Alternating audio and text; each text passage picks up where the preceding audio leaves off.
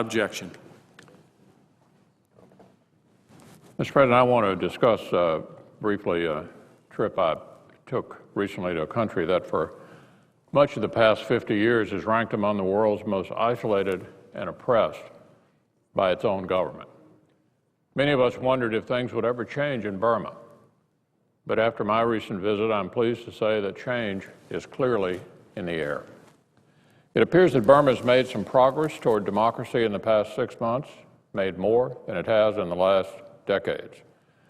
As one who has taken a strong interest in Burma for over 20 years, and is the lead author in this chamber of an annual sanctions bill aimed at encouraging the Burmese government to reform, I can tell you this is welcome news.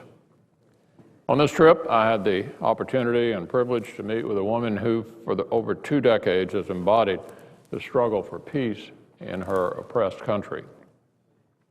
After Aung San Suu Kyi's political party won 80% of the vote in a free and fair election back in 1990, the Burmese military regime dismissed the results and kept her under house arrest for the last 22 years, most of the time for the last 22 years confined at home.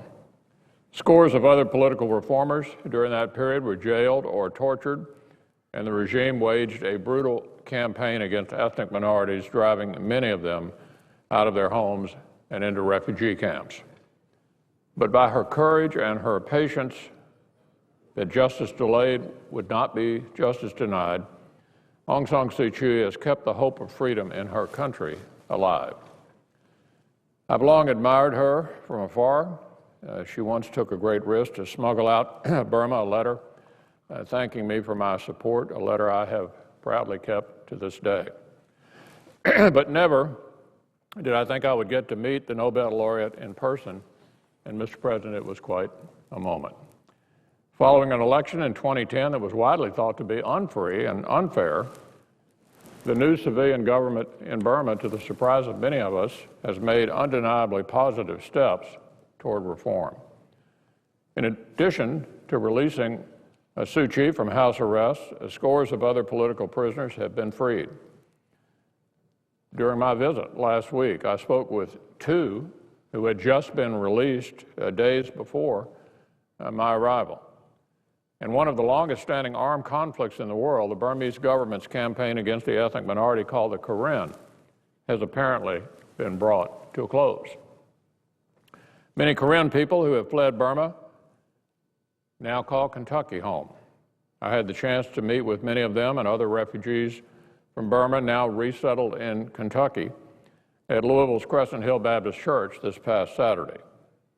I enjoyed meeting with those folks and was pleased to relay to them the same message I share with my colleagues today, that change is indeed in the air in their country. Because of all these positive developments, I applaud Secretary Clinton's recent decision to exchange ambassadors with Burma for the first time in 20 years.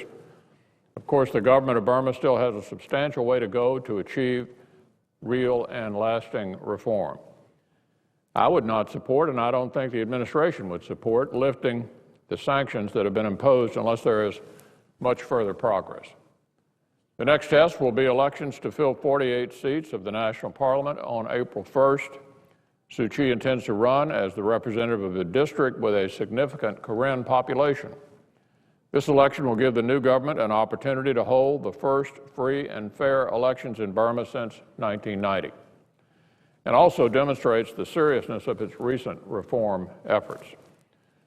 The government must also fully and peacefully reconcile with Burma's ethnic minorities. This is vital. Reports indicate that the military continues to engage in hostilities with the Kachin, and that is certainly troubling. And questions about Burma's relationship with North Korea must be answered.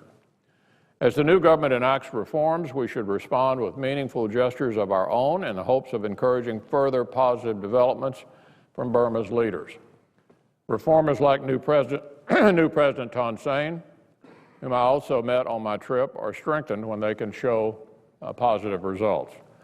Steps like exchanging ambassadors with the United States would enable them to do just that.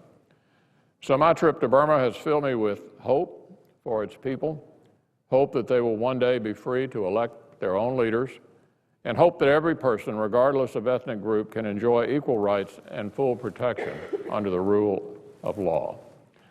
It also reaffirmed for me that the desire to be free is absolutely universal, and that the patient yet persistent leadership of one woman can make a tremendous difference. These are indeed exciting times for all who care about the future of the people of Burma. I know that includes a great many of my colleagues here in the Senate. Burma has quite a long way to go, but it is certainly moving in the right direction.